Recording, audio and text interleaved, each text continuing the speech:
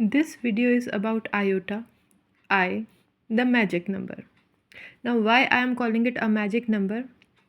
See, the story is like if I tell you to find square root of 4,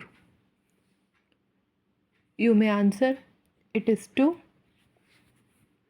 But what if I ask you about the square root of minus 4? Now, some students may say it is minus 2. But if I multiply minus 2 into minus 2, I will have a plus 4.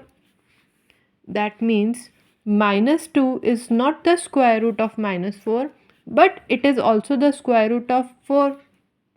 That means root 4 has two values, plus 2 and minus 2. If this is the fact, then what about root of minus 4? Now, the fact is we cannot find the square roots of negative numbers. Now, there is a key to this question, which is an imaginary number, iota. We call it iota. Now, what is this iota? This is an imaginary number. We assume let square root of minus 1 is I. Now, from here onwards, whenever I will refer to this iota, the value is square root of minus 1. This leads us to an entirely different word of imaginary numbers. Like root of minus 4, I can write it like root of 4 into root of minus 1. So it is basically plus minus 2 into iota. See, square root of minus 1, I mentioned here square root of minus 1 to be iota. That implies square root of minus 4 is plus minus 2 iota. Now, this iota has a maths of its own. For example, if I write I raised to 1, I raised to 1 is just I. If I write I raised to 2, I raised to 2 is minus 1. We know the square root of minus 1 is iota, then iota square should be minus 1. Now what about I raised to 3?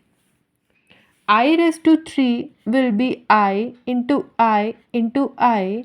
Now product of these two i's is minus 1. Now minus 1 into I gives it minus of iota. That means I raised to 3 is minus I. Now what about I raised to 4? I raised to 4 is I square into I square. That is minus 1 into minus 1. And finally this is plus 1. You can see. What about I raised to 5? I raised to 5 is I raised to 4 into I. So again I raised to 4 is 1 into I is again I. Now every time you look for the exponent of I, you can resolve it to simple terms without exponents. But the basic key is I raised to 1 is I raised to 2 is minus 1, I raised to 3 is minus I, and I raised to 4 is plus 1. Now these four values we need to keep in mind, and we can formulate any exponent of I in this term. Like if I have to solve I raised to 19. Now what I can do is I can simply divide this 19 with the 4. Divide 19 with the 4, you get 16 and 3 as remainder. Now I can convert this exponent in the form I raised to 4 raised to 4 into I raised to 3. Yes, you can see 19. The resolve is this. Remainder is 3. So I can simply resolve it like this. Now we know that I raised to 4 is 1 and 1 with any exponent is just a 1. So 1 into iota cube will give you iota cube. Suppose I have a question I raised to 17 plus I raised to 7. Now this is another question. Again, what I can do is I can resolve it to the power 4. You can divide 17 with the 4. You get 4 4s are 16 and 1 as remainder. So I get it like I raised to 4 into I raised to 1.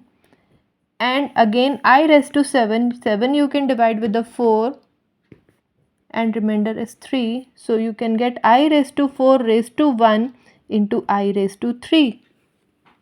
Now I raised to 4 is just 1 and 1 to any exponent is simply 1. So 1 into I plus 1 into I cube. So again I is just I and I cube, if you remember, was minus I. So I minus I will lead to a 0. So this is not I, this is iota basically. This is a symbolic representation of square root of minus 1. Suppose I have a question like 1 upon 1 plus I. Now this is an irrational denominator because this is square root of minus 1. The first step is to multiply with the conjugate and rationalize the denominator. On rationalizing, I get and 1 square minus I square. Again 1 minus I is this and 1 ka square is 1 minus what is I square is minus 1. So 1 minus I upon 1 plus 1 will get you 1 plus I upon 2. So this is the simple representation of this rationalizing of the denominator. If I have to add like 2 plus 3I into 1 minus I. So when we have a digit and iota together, we call it a complex number because half of the part is the real part and half is the imaginary part. Now the rule for complex number is simple. You add real to the real and you add imaginary to imaginary. So this becomes 2 plus 1 3 and 3I minus I is 2I. So this is the sum of complex number. You add real part to the real part and imaginary part to the imaginary part. Now what if I just need to multiply two complex number? For example, I have 1 plus I into 3 minus 2I. Now multiplication again is simple, 1 into this entire complex number and then iota into this entire complex number.